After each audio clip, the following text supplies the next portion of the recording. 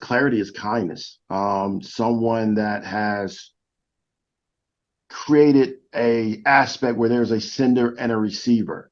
When you think about communication, too often I feel that you try to have two senders and two receivers at the same time.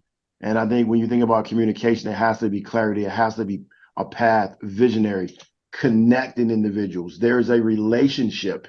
And at the end of the day, it's when you think about active listening. I think about individuals that are calm. That's what I think about. If you ask me the question of some of those characteristics of a good communicator, I think about calmness, someone that's in control, someone that you could go to no matter what. And there's a level of comfort. And that when you walk away from that individual, you feel a calmness and know that you're better because of that conversation. One of the things that you said that really jumps out to me, and it's this idea of clarity is kindness. And if I think about communication, whether it is at home or in the workplace, that is so true.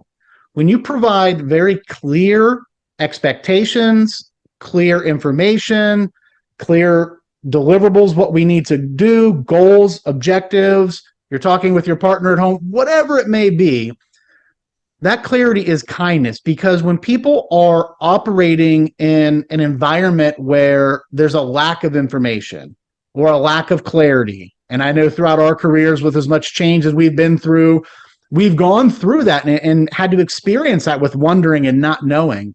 So when there's that lack of clarity, it leads to a lot of angst. It leads to stress. People get frustrated.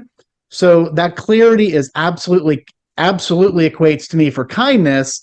And then this concept of communication being that sender and receiver. The company I work for, Communispond, the name really is communicate and respond, right? So if you have to have those two parts, it needs to be that two-way street.